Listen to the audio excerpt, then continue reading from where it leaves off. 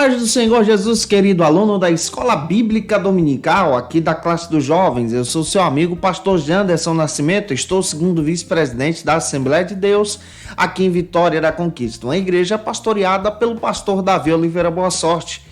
E hoje, pessoal, para a glória de Deus, nós chegamos na lição de número 6 aqui da classe dos jovens, onde nós vamos aprender sobre um tema tão importante, analisando aí a primeira epístola que Paulo escreveu à igreja de Corinto. Hoje nós vamos entender sobre a imaturidade dos cristãos em Corinto, dos crentes de Corinto.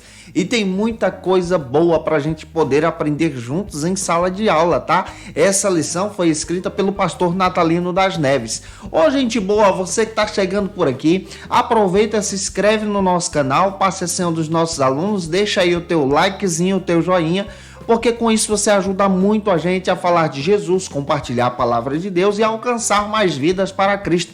Aproveita também e deixa aí o teu hashtag Glória a Deus nos comentários, participando conosco nessa ministração.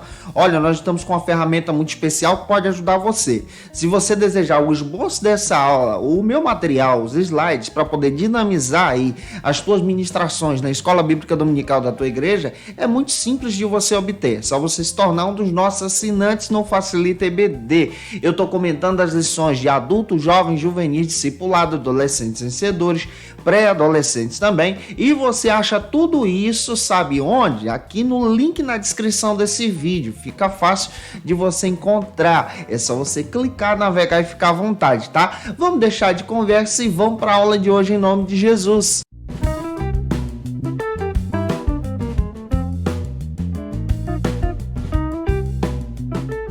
Hoje nós chegamos na lição do número 6 aqui da classe dos jovens, a imaturidade espiritual dos coríntios, a imaturidade espiritual desses crentes que habitavam naquela cidade. Hoje nós vamos compreender a respeito da relevância da maturidade espiritual, vamos entender também os problemas causados pela imaturidade à luz da palavra de Deus. Para a gente iniciar bem essa ministração, nós precisamos ter algumas bases bíblicas que vão nos fundamentar para a ministração de hoje. A primeira base bíblica é o texto do dia, que vale a pena você ler em sala de aula, que está em 1 Coríntios, capítulo 3, versículo 1. Faça essa leitura com os teus alunos aí, viu, gente boa? Apresente também em sala de aula a síntese da lição, que pode te ajudar muito nessa ministração.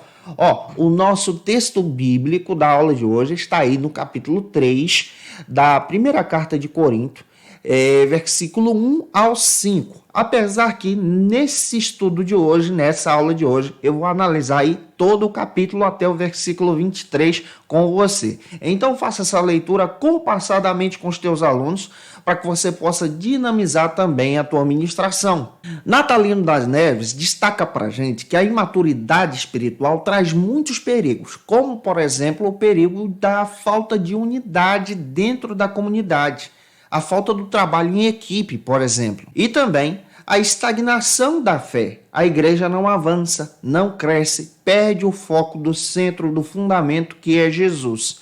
E o nosso objetivo é demonstrar para você a importância de estar focado em Jesus, no nosso fundamento bíblico, na nossa regra de fé prática, que é crer no Cristo somente. Os irmãos da igreja de Corinto estavam perdendo esse foco. João Calvino, em seu comentário sobre a primeira carta, a primeira epístola da igreja em Corinto, ele destaca, analisando aí o capítulo 3, algumas coisas que são muito relevantes. Ele levanta alguns problemas, por exemplo, que são encontrados nesse capítulo 3 que a gente precisa ter em mente para entender o foco da nossa aula de hoje. Lembra também que a igreja de Corinto era uma igreja que estava sofrendo um problema, o problema da divisão, a falta da unidade dentro desse corpo, dentro dessa igreja, dentro dessa comunidade. Calvino destaca o seguinte: primeiro, que Paulo lamenta sobre a igreja de Corinto não compreender sobre a verdadeira ênfase, sobre o verdadeiro foco do evangelho, que é anunciar o Cristo e o reino de Deus. Em segundo lugar, Calvino também destaca que Paulo chama a atenção da igreja nesse capítulo 3 para a igreja ter o seu olhar agora para o evangelho, o verdadeiro evangelho, o genuíno evangelho que aponta para o Cristo. Em terceiro lugar, João Calvino também destaca que Paulo mostra para a igreja de Corinto que o foco da fé da igreja não deveria ser pautada, alicerçada em um líder local, em um ministro, em um pastor. A igreja estava desunida, porque existiam grupos partidários. E ele demonstra que o foco da igreja deveria estar no Cristo e não em líderes locais. Em quarto lugar, João Calvino também destaca outra coisa, analisando aqui o capítulo 3 dessa carta tão preciosa que vamos trabalhar hoje. Que todos os pastores da igreja são servos de Cristo, são instrumentos de Deus. E com isso, gente boa, eu quero destacar exatamente a importância de ter esse entendimento, que nós somos servos de Cristo na obra de Deus, exercendo um ministério para o crescimento da igreja, em qualidade, em avanço, em perseverança de fé. Natalino das Neves, em seu texto base, comentando aqui a respeito da lição, ele destaca para a gente, por exemplo, que a comunidade de Corinto foi uma comunidade estabelecida pelo apóstolo Paulo, orientada também a compartilhar a fé na região em que essa comunidade se fazia presente. O foco daquela igreja deveria ser compartilhar o evangelho. Isso é tão interessante que o nosso foco também deve ser compartilhar o evangelho, as boas obras de salvação apontando para o Cristo. Porém, muitos irmãos daquela igreja se tornaram crentes imaturos, perderam o foco. Nós não podemos perder o foco.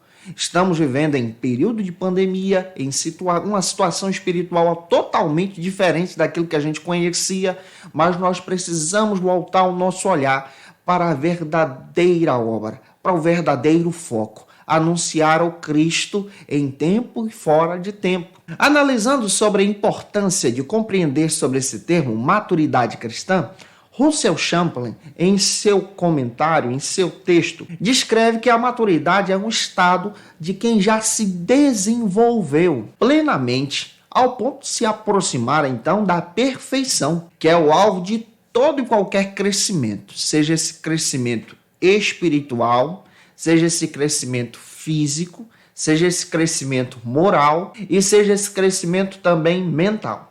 A lição de hoje procura voltar o nosso olhar sobre a maturidade cristã, porque a igreja de Corinto estava se tornando uma igreja imatura. Não existia esse pensamento de maturidade ali.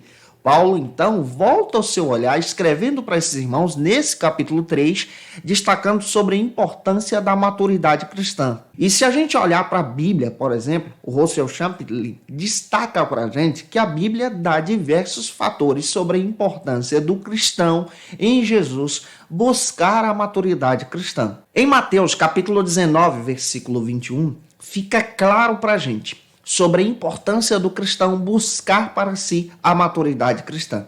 A maturidade cristã que aponta para a perfeição em Cristo. Em segundo lugar, nós também aprendemos a respeito do que a Bíblia diz sobre maturidade cristã. Provérbios capítulo 4, versículo 18, Filipenses capítulo 3, versículo 12, apontam para a gente sobre a importância do cristão buscar para si maturidade cristã. Você, gente boa, teu aluno, precisam buscar a maturidade cristã. Efésios 4:12, Colossenses capítulo 1, versículo 28, nos ensinam que os ministros da palavra, aqueles que ensinam a palavra, devem influenciar a igreja a buscar a maturidade cristã. E aqui entra você, professor da escola bíblica. Você deve buscar a maturidade cristã.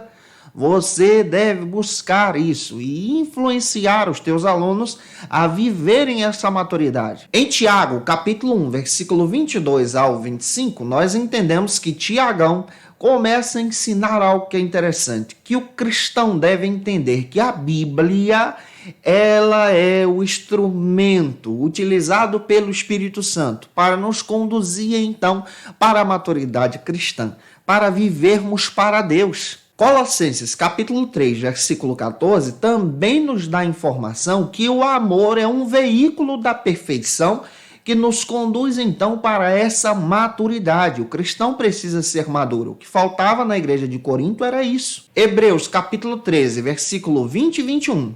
O escritor aos Hebreus diz que o crente em Jesus deve orar pedindo maturidade cristã. Esse é o tema da nossa aula de hoje. Então, fale sobre isso para os teus alunos. E para a gente entender essa parte introdutória, Efésios 4,13. Está escrito que a igreja obterá com perfeição essa maturidade cristã. Que coisa linda que encontramos na Bíblia. Para a gente iniciar a nossa lição, o primeiro ponto da nossa aula de hoje trata sobre o seguinte assunto aqui na nossa EBD. Os coríntios eram imaturos na vida cristã. Nós já descrevemos para vocês sobre a importância de buscar a maturidade. Agora nós vamos olhar para a Bíblia, analisando exatamente o capítulo 3, como proposta aqui do pastor Natalino das Neves, e entender que os irmãos que congregavam na igreja de Corinto eram imaturos. O Champlin ainda destaca no seu texto que existem algumas concepções erradas sobre a maturidade cristã. A primeira concepção errada que ele lista é a busca pelo perfeccionismo. O perfeccionismo é uma linha de pensamento, por exemplo, que defende o seguinte, que você sai do pecado total, da depravação total para a santificação total, em um estalar de dedos, aceitando a Jesus como seu Salvador, excluindo aí o processo dessa regeneração. Esse processo, por exemplo, pode levar tempo. E é por isso que a gente precisa tomar cuidado com essa linha de pensamento de perfeição total. Aos olhos da Bíblia, nós entendemos muito bem que algumas pessoas se convertem e precisam passar pelo processo do discipulado, da regeneração, para alcançar a perfeição. Nós enxergamos isso aqui na igreja de Corinto. Eram novos convertidos. Paulo fundou aquela igreja entre o ano 50 e 51 da nossa era, escreveu para aquela igreja 4 cartas. A carta que nós temos em mão como primeira foi enviada no ano 55 e a carta que temos em mãos como segunda foi enviada no ano 57. Contabilizando aí, você percebe que a igreja tinha em média 5 anos de vida. Uma igreja de novos convertidos que saíram do paganismo, do judaísmo e estão conhecendo uma nova fé, a fé cristã, a fé pautada em Jesus. A segunda linha de pensamento que o Champlin também destaca são os movimentos de restauração. Esses movimentos traçam o seguinte a respeito da visão que eles têm sobre a perfeição. Que nós precisamos voltar o nosso olhar para o cristianismo primitivo e se pautar na Bíblia. Até aí tudo bem. Só que o que esse movimento ele acaba excluindo é exatamente esse processo de regeneração e ao mesmo tempo acaba se tornando um movimento exclusivista. A partir do momento em que a nossa fé se torna uma fé exclusivista, quando nós declaramos que só denominação A, que só denominação B vai para o céu e as outras não, nós entramos no equívoco e acabamos cometendo um erro sobre o pensamento da verdadeira maturidade cristã. Era isso que estava acontecendo com os irmãos da igreja de Corinto. Alguns diziam que tinham uma fé exclusiva, porque foram convertidos a partir das mensagens de Paulo. Outros, uma fé exclusiva, porque aprenderam os ensinamentos conservadores a partir da visão de Pedro. Outros, uma fé exclusiva, porque aprenderam os ensinamentos a partir de Apolo. Outros já não queriam obedecer ninguém, colocaram o nome do seu grupo como um nome mais lindo, como o pastor Natalino das Neves coloca para a gente, como o grupo de Cristo. Observe, a partir do momento em que a minha fé se torna exclusivista, eu cometo um erro e não entro pelo caminho da maturidade cristã. E é por isso que a gente precisa entender e voltar o nosso olhar para a lição. O primeiro subtópico aqui do primeiro ponto trata sobre o seguinte assunto na nossa EBD. Os crentes em Corinto ainda eram carnais. A partir dessa informação, nesse primeiro subtópico, você precisa observar que aquela igreja era uma igreja jovem. Tinha no máximo 5 anos de vida. Formada por novos convertidos que saíram do paganismo, do judaísmo, que agora estão seguindo a linha de fé pautada no Cristo. Observa isso aqui. Outro detalhe que você precisa entender, essas pessoas vieram trazendo também as suas tradições.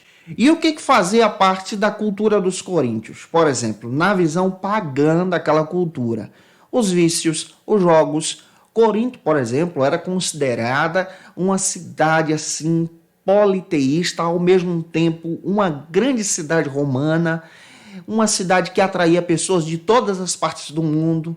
Esse tipo de gente estava se convertendo.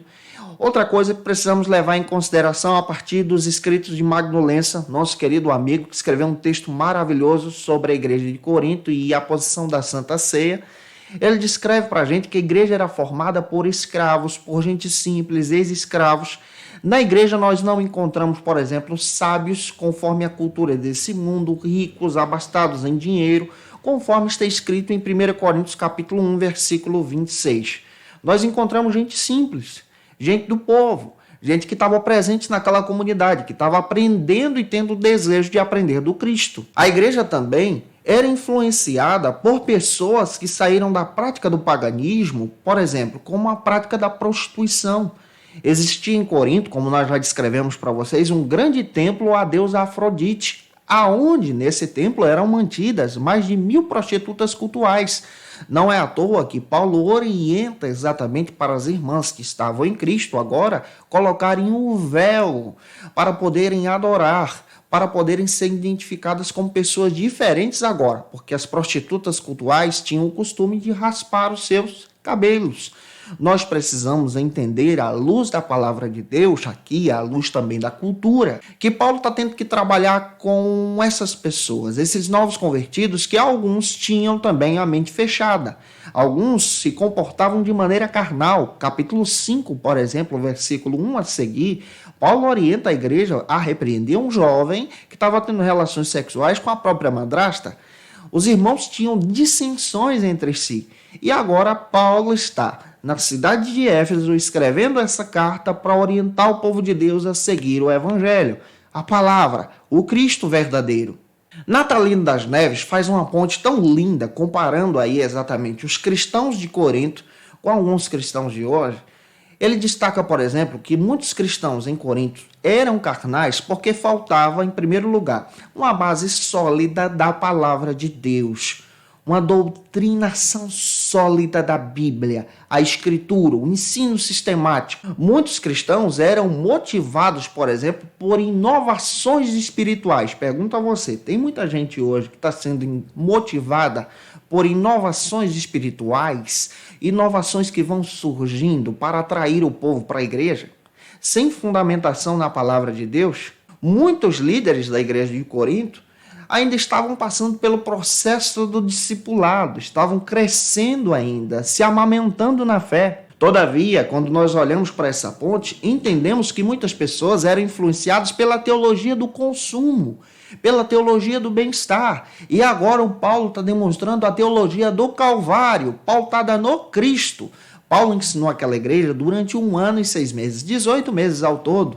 Porém, o povo agora está perdendo o foco. A Bíblia precisa ser ensinada em todo o tempo, em todo momento, na escola bíblica, no culto de ensino, destacando a importância da palavra de Deus. E aqui eu quero finalizar esse primeiro subtópico alertando você. Muitos cristãos que se dizem pentecostais são levados por qualquer vento de doutrina. Se dizem pentecostais, mas só focam, por exemplo, no barulho. Olha, eu gosto do barulho. Digo glória a Deus, exalto a Cristo, inclusive coloca aí teu glória a Deus também. Mas nós precisamos entender que existe uma galera que não conhece a doutrina, a teologia pentecostal. Se você perguntar para ele, olha, explica para mim como é que funciona determinado dom, ele não vai saber explicar, porque não tem fundamento na fé. Se você perguntar para ele, onde está pautada a tua salvação, ele vai gaguejar, porque ele não conhece os fundamentos. Ele é levado pelos movimentos, está se comportando como os irmãos de Corinto. E nós precisamos entender que o pentecostalismo clássico, ele volta o seu olhar para um ensino expositivo da palavra de Deus, para um ensino sistemático da palavra de Deus. Gente, foi lançado agora, no último dia 5 de abril, algo que é interessante, que destaca a nossa fé, a nossa teologia pentecostal, a nossa linha de pensamento interpretativa pentecostal pela própria CGADB.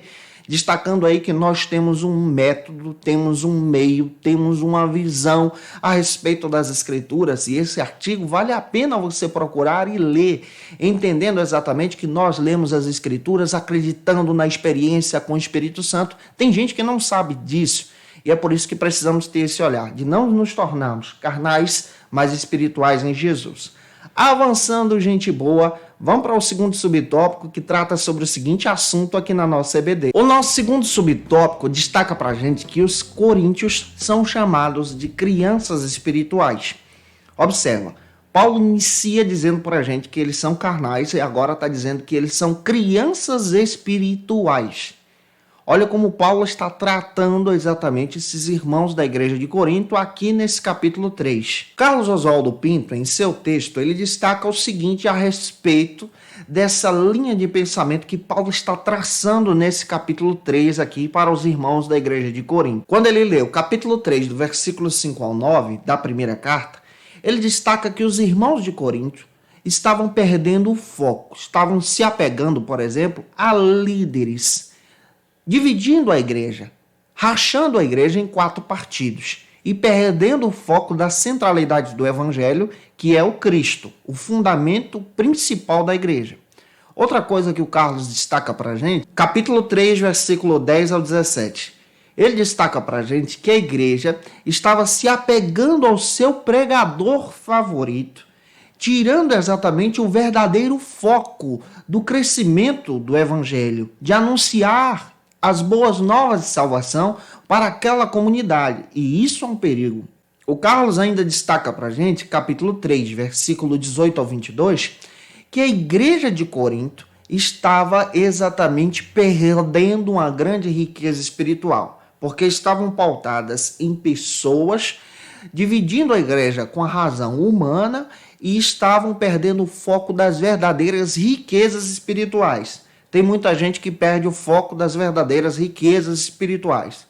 E como servos de Cristo, precisamos ter o nosso olhar para as verdadeiras riquezas do Evangelho. O Natalino das Neves destaca para a gente que quando Paulo chama os irmãos da igreja de Corinto como crianças, ele chama os irmãos da igreja de Corinto em uma forma diferente da maneira como Jesus tratava esse termo.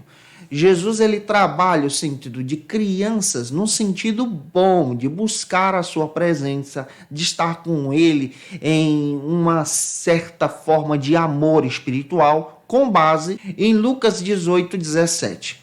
O Pedro da Bíblia, o Pedrão, discípulo de Jesus, também utiliza esse mesmo termo, crianças espirituais, mas no sentido positivo, lá em 1 de Pedro, capítulo 2, versículo 2. Só que aqui, Paulo está destacando para a gente, no capítulo 3, versículo 1, em um sentido negativo. Ele está falando que a igreja não amadureceu, ou seja, está destacando que a igreja estava se tornando imatura, crianças birrentas, esse é o sentido da palavra, sendo incapazes de entender a verdadeira compreensão do certo, do verdadeiro, do positivo, do real evangelho.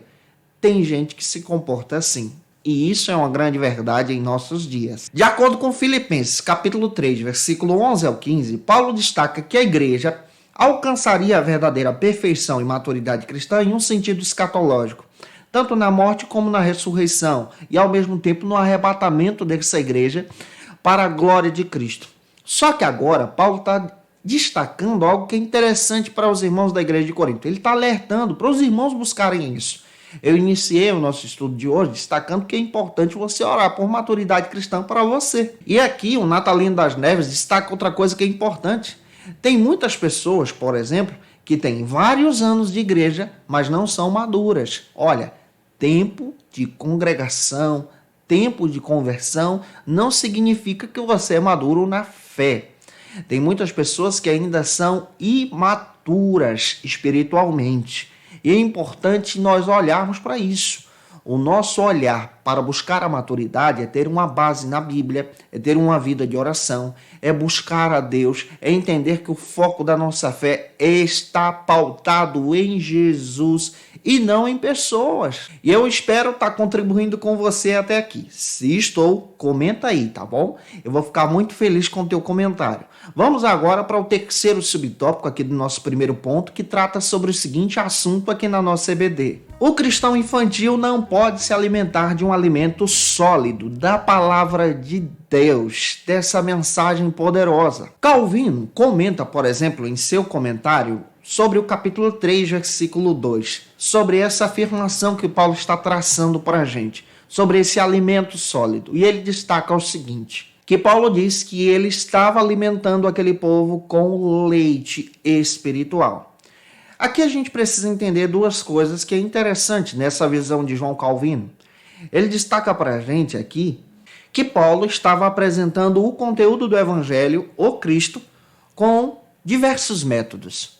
O método, por exemplo, para crianças espirituais, com o leite espiritual, e ele estava também trazendo um alimento sólido para aqueles que são maduros na fé, os adultos espirituais. Olha como isso aqui é rico também. Porém, o conteúdo é o Cristo. A mensagem não muda. Isso aqui tem tantas aplicações. A maneira que eu compartilho o Evangelho para um adolescente é diferente da maneira que eu compartilho para vocês que são jovens. A maneira que eu compartilho o Evangelho para o adulto é diferente da maneira que nós compartilhamos também para vocês que estão aqui com a gente no canal. O conteúdo é o Cristo, mas o método, como Paulo está utilizando aqui, é diferente. Hebreus capítulo 5, versículo 13 e 14, o escritor aos Hebreus destaca para a gente que o alimento sólido é o Cristo. O leite também espiritual é o Cristo. O nosso fundamento deve ser pautado no Cristo. E esse Cristo deve ser compartilhado de maneira adequada a cada um. A mensagem do Evangelho que é compartilhada para um novo convertido é diferente da mensagem do Evangelho que é compartilhada para um crente maduro na fé. E é importante termos esse olhar. Paulo agora está destacando uma mensagem forte para os irmãos que estavam precisando crescer, avançar e estavam estagnados em sua fé. O Natalino das Neves até destaca isso nessa lição. Os cristãos de Corinto estavam exercendo exatamente um processo muito lento no seu crescimento espiritual. Estavam perdendo o foco de Cristo. O Natalino comenta isso aqui no seu texto. Paulo chama esses cristãos de crianças, de carnais, porque eles precisavam ter um verdadeiro cuidado espiritual. Não é à toa que Paulo escreve para aquela igreja 4 epístolas. Nós temos em mãos 2, porque 2 ficaram perdidas com o tempo, como nós já destacamos aqui para você. A primeira epístola ela é citada em 1 Coríntios capítulo 5, versículo 9. É perdida com o tempo. Essa que temos como primeira, na realidade, é a segunda carta que foi enviada.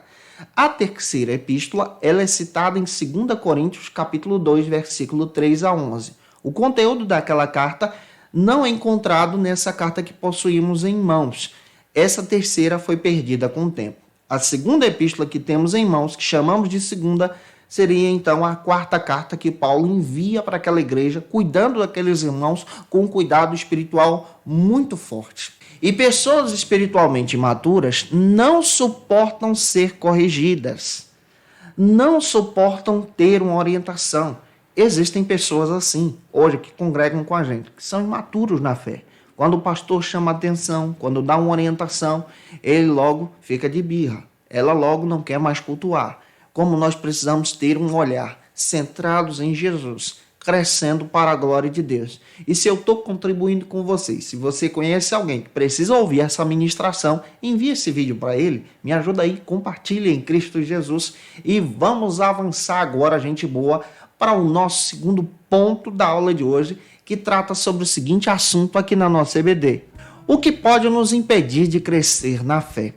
Essa é uma pergunta tão relevante. O que pode impedir você de crescer e avançar para a glória de Deus? Eu estava analisando um texto do Luciano Subirá e ele destaca algo interessante sobre alguns empecilhos que podem travar a nossa fé. E ao mesmo tempo ele também destaca sobre a importância de crescer na fé. Para crescer na fé, nós precisamos nos alimentar da palavra, conforme está escrito em 1 Timóteo capítulo 4, versículo 6.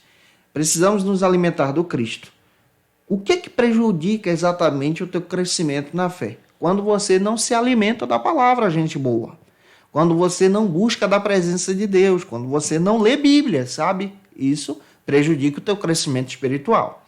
Em segundo lugar, o Luciano também destaca que nós precisamos ser edificados em oração, e não é qualquer tipo de oração. Buscar a oração em línguas também, a adoração ao Senhor, com base em 1 Coríntios capítulo 14, versículo 4.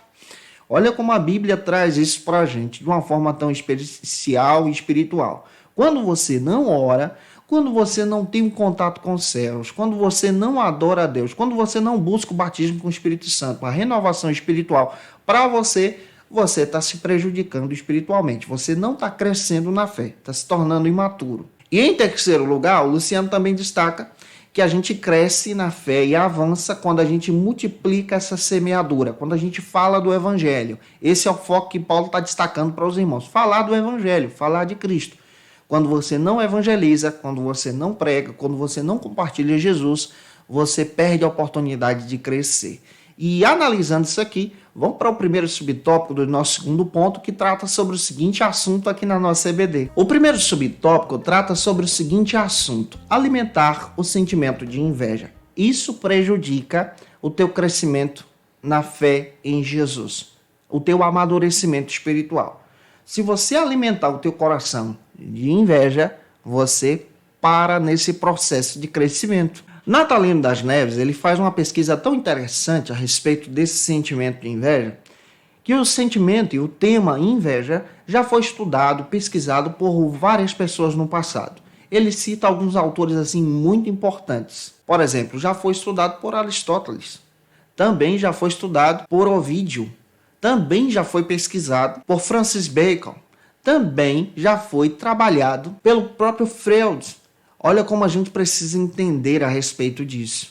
É um tema que é discutido hoje em dia. E o que é inveja em um sentido bem básico para você passar em sala de aula para os teus alunos? É o desgosto provocado na sua vida pela felicidade ou pela prosperidade de alguém, que esse sentimento não esteja sobre você. E o Natalino ainda destaca para a gente que o cristão deve ser capaz de identificar esse sentimento no seu coração e repreender esse sentimento da sua vida, pedindo aí a ajuda e o controle do Espírito Santo para que você então não entre nesse caminho de pecado. E aqui também surge algo que é interessante, que eu achei importante destacar para você: como a gente pode lidar com pessoas que são invejosas, pessoas que sentem inveja de você. O que você precisa fazer para lidar com essa situação, pautado aqui nesse capítulo 3 que o apóstolo Paulo apresenta para a gente? Em primeiro lugar, tente conversar com a pessoa. Paulo estava tentando conversar com os irmãos de Corinto para resolver esse problema, essas dissensões que eram causadas entre eles, com invejas entre os outros. Se você conhece alguém e você percebeu que essa pessoa está com esse sentimento contra você, em Cristo, peça a orientação do Espírito Santo, vá até a pessoa de forma particular e converse com ela. Isso também pode te ajudar a crescer em Jesus. Converse para que a pessoa possa perceber que ela está sendo nociva contra você, sempre orientando a pessoa a crescer em Cristo também. Outra coisa que você pode destacar para poder vencer exatamente essa situação: tome cuidado ao expor a sua vida pessoal e profissional. Tem muita gente que gosta de expor aquilo que tem de uma forma ostentosa, sabe? E infelizmente existem pessoas que são levadas pelo sentimento de inveja. Então, como cristãos em Jesus, tomem cuidado com um determinado tipo de coisas que você realiza. Existem, por exemplo, determinadas vitórias que você deve comemorar somente em família, exaltando ao Cristo pelo que Deus fez. E existem vitórias que você pode compartilhar com a igreja. Saiba peneirar isso aí. Em terceiro lugar, isso aqui também nos traz um olhar muito importante. Digamos que você não tem condições de conversar com essa pessoa que está sendo nociva contra você. Você pode buscar terapia. A terapia também pode te ajudar a lidar com esse problema, se esse problema está sendo nocivo contra você. E ela pode te orientar a ter um crescimento também espiritual. Procurem terapeutas que são guiados pela palavra de Deus. Procure psicólogos que podem te ajudar a serem guiados por Cristo, para tomar a decisão correta, para que você não fique parado em sua fé. Em quarto lugar, não mude a tua maneira de agir. Não mude a tua maneira de crer em Jesus. Paulo não mudou a maneira dele de agir, mesmo enfrentando perseguições por pessoas invejosas contra o seu evangelho. Ele continuou propagando o evangelho, continuou também visitando a igreja de Corinto, orientando aqueles irmãos. Em quinto lugar, procure mostrar também ao invejoso que ele também possui qualidades, que ele pode avançar, utilizar isso também para o crescimento e tirar o foco de você. Sabe o que Paulo estava fazendo? Estava demonstrando para a igreja de Corinto que aqueles irmãos tinham dons. Olha, capítulo 12 ao 14 não está ali à toa. Você percebe muito bem que Paulo está demonstrando para aquela igreja que eles tinham dons, nenhum dom faltava, tinha um potencial muito grande para compartilhar o evangelho e o povo estava perdendo foco. Olha aí, vamos entender essa questão e poder demonstrar o Cristo através dessa ministração em sala de aula.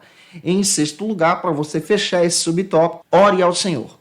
A oração é a principal ferramenta que pode te ajudar a vencer esse sentimento de inveja e vencer também o invejoso que está se levantando contra você. Paulo inicia a carta orando pelos irmãos da igreja de Corinto. Como nós precisamos ter esse olhar sobre esse assunto, e esse assunto é um assunto que está presente hoje em nossas comunidades, tá?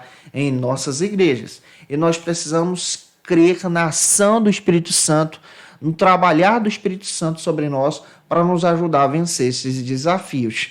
Eu espero estar contribuindo com você até aqui. Se Deus está falando contigo, dá um glória aí nos comentários, tá bom? O segundo subtópico aqui da nossa lição procura demonstrar para a gente a respeito de algo que atrapalha também a sua fé de crescer, que é promover contendas e dissensões.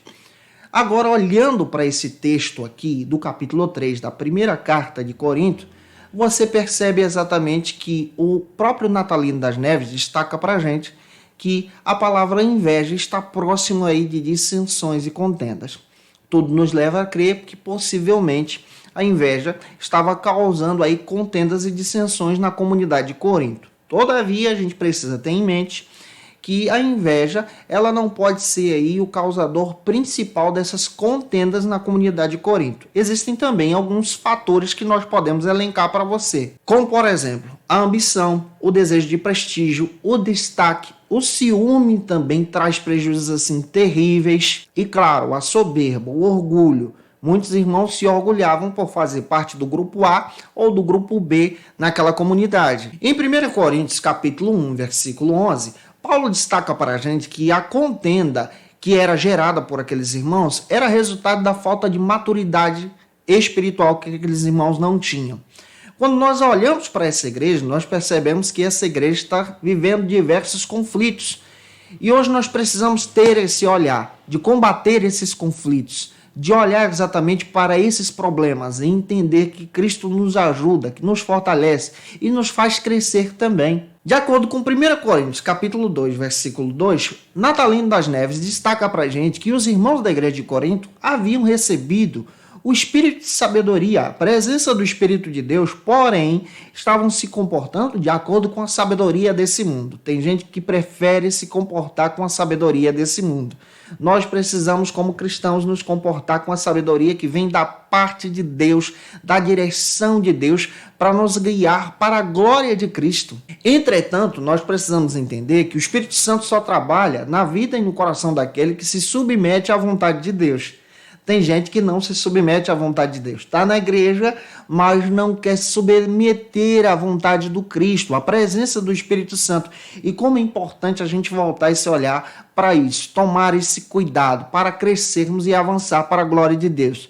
Se Deus está falando com você, se você está entendendo a palavra de Deus, comenta aí. Vamos avançar agora para o terceiro subtópico aqui do nosso segundo ponto, que trata sobre o seguinte assunto, tentando entender e descrever para a gente sobre o que causa o prejuízo do crescimento da tua fé. A falta de unidade. A igreja de Corinto não caminhava nessa visão de unidade. Perderam o foco. A igreja estava dividida em diversos partidos. Natalino das Neves escreve para a gente que a igreja de Corinto não tinha capacidade de trabalhar em equipe, com base em 1 Coríntios capítulo 3, versículo 4 e 5. O pastor Hernandes Dias Lopes, em seu texto, no seu comentário, destacando aí o capítulo 3, ele descreve para a gente alguns problemas que foram gerados naquela comunidade. E, ao mesmo tempo, ele destaca para a gente que a igreja de Corinto, ela recebeu uma orientação do apóstolo Paulo. Paulo, no capítulo 3, utiliza aí três metáforas para descrever o seu sentimento, para orientar aquele povo de Deus. A primeira metáfora que o apóstolo Paulo utiliza está no capítulo 3, versículo 1 ao 4. É a metáfora da família. Você percebe que agora ele está tendo esse olhar como uma família dentro daquela comunidade, olhando para aquela igreja como família. E o foco, o alvo disso aqui é demonstrar exatamente o foco da maturidade. Ele descreve a família e orienta essa família de Corinto a buscar a maturidade da fé, a crescer em Jesus. Quando nós observamos agora o capítulo 3, versículos 5 ao 9, Paulo também utiliza outra figura de linguagem, que é a figura de linguagem do campo, demonstrando aí agora que aquela igreja era uma igreja que deveria andar em unidade e ao mesmo tempo era uma igreja múltipla, e ele descreve que essa igreja deveria ter o alvo do crescimento, quando ele utiliza essa figura de linguagem do campo. O alvo da igreja é crescer. Paulo também utiliza outra figura de linguagem, versículo 9 ao 23, que é a figura de linguagem do edifício, do templo, demonstrando que o alvo da igreja agora é ter uma qualidade de fé para servir a Deus. Não é à toa que Paulo descreve nesse capítulo 3 aqui, utilizando a figura de linguagem do templo, que nós somos templos e morada do Espírito Santo de Deus. Oh, glória! Que coisa linda que temos aqui em mãos. Paulo chama aqueles irmãos de imaturos, carnais, crianças na fé. E isso é resultado de dois fatores. Quando você se torna uma criança na fé, um cristão imaturo. Quando você perde o foco de algumas coisas. E o primeiro fator que pode prejudicar é a consequência da falta de apetite espiritual. Quando você não está buscando a Deus pela leitura bíblica, em oração, em fervor espiritual, você está enfraquecendo a sua fé e se tornando imaturo como os irmãos da igreja de Corinto. Fale sobre apetite espiritual para os teus alunos, isso é importante. Outro fator que prejudica o teu crescimento espiritual também é a consequência dos relacionamentos mal orientados. Tem muita gente que procura ter amizade com qualquer pessoa, tá? Que não tem base bíblica, relacionamentos que não têm fundamentos na fé e que te prejudicam. Aqueles irmãos, por exemplo, estavam tendo relacionamentos mal orientados por diversos pregadores itinerantes que estavam chegando na comunidade de Corinto e colocando os pregadores em pedestais na igreja. Nós encontramos então 4 partidos, o partido de Paulo, o partido de Pedro, o partido de Apolo e o partido de Jesus. Observa como isso traz prejuízos e a igreja não avança e não cresce. Você não avança e não cresce quando você segue essa linha de pensamento. Nós precisamos estar atentos a isso. O alvo da igreja é a maturidade cristã. Precisamos também entender, gente boa, que Deus espera dos membros da sua igreja, de você, a maturidade cristã. Você precisa crescer em Jesus. Nós não temos que seguir a homens, mas nós precisamos entender que precisamos seguir a Jesus, o Senhor da obra. O dono da igreja é o Cristo. A igreja não pertence a pastor A ou B, a igreja de Cristo. Ele comprou a igreja, conforme está escrito em Apocalipse capítulo 1, versículo 5. Não temos que colocar nenhum líder no pedestal, nenhum pregador preferido, ou glória, no pedestal nas alturas, mas precisamos ter o nosso olhar para o verdadeiro fundamento da nossa fé, que é Jesus. O fundamento da igreja é o Cristo. Mateus capítulo 16, versículo 18. Paulo ainda destaca que esse fundamento é Jesus. 1 Coríntios 3, 11. O teu fundamento precisa ser Jesus. Oh, glória. Eita, aleluia. Eu espero que esse fundamento seja real para você. Se Deus está falando contigo, se você está entendendo a palavra de Deus, comenta aí. Vamos avançar agora. Sabe para onde? Para o terceiro ponto da aula de hoje, para a gente caminhar para o fim da nossa ministração. Terceiro ponto trata sobre o seguinte assunto aqui na nossa EBD: os perigos da estagnação da nossa fé.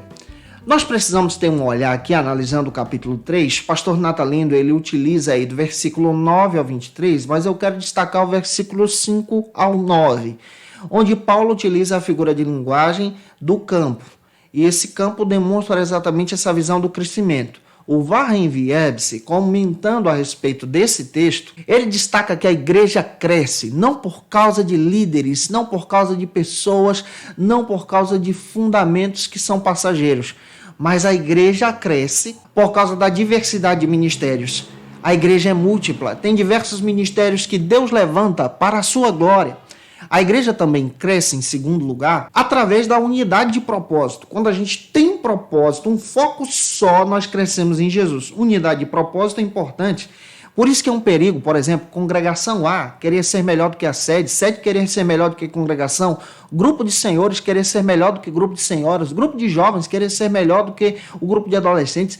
Isso é um perigo. Nós precisamos ter um foco, uma unidade, o Cristo, apontar para Jesus, compartilhar as boas novas de salvação. Outra coisa que o Warren Wiersbe também destaca para a gente: Nós crescemos também através da humildade de espírito. O que estava faltando na igreja de Corinto era humildade. E Paulo liga esse sinalizador, demonstrando que a humildade é relevante. Nota 10. Glória a Jesus. Que você entenda isso aqui e compartilhe essa palavra para os teus alunos. O nosso primeiro subtópico trata sobre o seguinte assunto aqui no nosso terceiro ponto. O perigo da gente estagnar na fé é quando nós substituímos os fundamentos da nossa fé. Esse é o primeiro subtópico. Precisamos entender que os irmãos da igreja de Corinto estavam substituindo o fundamento principal, que é Jesus. Paulo utiliza agora a figura de linguagem do templo, demonstrando que o Espírito Santo habita no templo, habita na igreja, habita em você, que está em Jesus. E Paulo chama a atenção do povo de Deus, capítulo 3, versículo 11, que a igreja precisa estar fundamentada no Cristo. O Warrenverde, comentando a respeito dessa visão da metáfora da construção, ele elenca algumas coisas que são muito relevantes que você pode utilizar em sala de aula. Primeiro, capítulo 3, versículo 10 e 11. Devemos fundamentar nossa fé, glória, no alicerce certo, em Jesus, em Cristo. Em segundo lugar, versículo 12 ao 17 do capítulo 3. Nós devemos utilizar para fundamentar a nossa fé o material certo, o material espiritual, palavra de Deus, oração, crendo em Cristo pela fé. Em terceiro lugar, versículo 18 ao 20, devemos também, gente boa, construir a nossa fé com um plano certo. E o plano está onde? Na Bíblia, na orientação, na palavra de Deus, no ensino da escola bíblica dominical. Em quarto lugar, versículo 21 ao 23 do capítulo 3, você deve construir a tua fé com a motivação certa. O que motiva você a crescer em Jesus? Você pode perguntar em sala de aula, por exemplo, essa galera boa que está tomando aula contigo, o que te motiva a vir para a igreja? O que te motiva a estar com Jesus? Escute os teus alunos. A motivação certa deve ser servir o Cristo, ser amigo de Deus. Isso é um fundamento. Avançando, espero estar contribuindo com você. Se tô, deixa aí o likezinho. Vamos agora para o segundo subtópico do terceiro ponto, que trata sobre o seguinte assunto aqui na nossa EBD. Ignorar o juízo divino é comprometer a vida eterna com Deus. Esse é o segundo subtópico aqui do nosso terceiro ponto. Nós precisamos ter esse olhar. O Charles Hodge destaca o seguinte, isso é tão importante, que a igreja não é nossa, mas nós que somos a igreja. Ele destaca também que a igreja não pertence a nenhum pastor, a nenhum ministro, mas o ministro que pertence à igreja. E o dono da igreja é Jesus. Deus planejou exatamente revelar o Cristo, que é essa revelação máxima da sua glória, da sua presença, que demonstra exatamente o plano de salvação. Natalino das Neves destaca para a gente que aqueles que vivem de acordo com a palavra, diferente dos irmãos de Corinto, escolhem os melhores materiais espirituais para fundamentar a sua fé. Paulo estava sendo julgado pelos irmãos pela razão, pela visão humana. Pela visão humana, Paulo foi tratado como condenado e aqueles irmãos estavam prejudicando até sua vida eterna diante de Deus, porque eles estavam perdendo o foco do Cristo e depositando em homens. Mas quando nós olhamos para a Bíblia e vemos como Deus olhava para Paulo, nós encontramos coisas tão lindas que podem ser aplicadas na sua vida espiritual também. A primeira que eu quero destacar para você está em 2 Timóteo capítulo 4, versículos 6 e 7. Deus olhava para Paulo e observava que as obras de Paulo eram dignas. Glória a Deus por isso. A segunda que nós encontramos dentro da Bíblia também, 1 Coríntios 9,19. Paulo tinha no seu coração o desejo de ganhar almas para Jesus, vidas para Cristo. E isso demonstrava que ele era livre em Jesus. Você é livre em Jesus com esse desejo também? 1 Coríntios capítulo 4, versículo 12. Paulo pregava o evangelho de forma voluntária. Diferente, por exemplo, de muitas pessoas que existem hoje que procuram pregar o evangelho pensando no cachê. Cuidado com isso. Nós precisamos propagar o evangelho de forma voluntária para a glória de Deus. É claro que existem pessoas que pregam o evangelho, que vivem exatamente de uma missão, e a igreja tem a responsabilidade sim de ofertar, de abençoar esses irmãos, mas a partir do momento que você pensa somente naquilo que você vai receber e estipula quantias de valores, isso é um perigo e você pode estar estagnando na fé. Outro detalhe que a gente precisa entender também, Gálatas capítulo 2, versículo 2. Paulo não mais vivia, mas Cristo vivia em Paulo. E olha como isso é lindo e pode levantar também um questionamento em sala de aula. Pergunte aos teus alunos se Cristo vive na vida deles. E eu pergunto a você, Cristo vive em você? De uma forma que você possa testemunhar do Evangelho? Eu espero estar contribuindo contigo até aqui, tá? O último subtópico da aula de hoje, para a gente concluir, trata sobre o seguinte assunto aqui na nossa EBD. O perigo de se gloriar com a sabedoria humana. Tem muitas pessoas que estão caminhando para esse perigo. E os irmãos da igreja de Corinto estavam colocando líderes em pedestais, se gloriando com a sabedoria humana, sendo influenciados pelo paganismo. Capítulo 3, versículo 18 e 19, Paulo adverte aqueles irmãos que estavam sendo sábios somente pelos seus olhos e não com a sabedoria de Deus. Os coríntios gostavam de se vangloriar com aquilo que faziam, com quem eles seguiam. Que você em Cristo siga Jesus, sirva a Jesus e ame a Jesus em tudo. Gente boa, espero ter contribuído com você na aula de hoje, tá? Se te ajudei, se você conhece alguém que precisa ouvir essa palavra, envie esse vídeo para ele. Deixa aí teu likezinho também, ou nota 10. Tira uma foto aí, marca a gente no teu Instagram, vou ficar feliz se você fizer isso, tá? Eu fico tão feliz quando vocês fazem isso. Muito obrigado a você que faz isso, que Deus te abençoe, tá bom? Segue a gente nas nossas redes sociais. Olha, como eu estou fazendo em todas as nossas ministrações, eu quero mostrar aqui os nossos textos que eu separei para poder montar a aula de hoje, construir a minha linha de pensamento para poder ministrar para você. O primeiro texto que eu quero indicar está aqui. 1 Coríntios de Hernandes Dias Lopes, que pode te dar uma ajuda muito boa esse comentário a respeito desse assunto que estamos trabalhando. Gente boa, o texto base da lição é ótimo para te ajudar, tá? Eu estou utilizando o texto do Natalino das Neves. Nesse texto você encontra muita coisa que não tem na lição. Estou também utilizando, nesse trimestre, você também pode utilizar o comentário do Warren Viedes, que traz uma visão mais aprofundada aí sobre o texto, como a gente gosta de trabalhar para vocês de forma expositiva. Que Deus te abençoe, a paz do Senhor Jesus.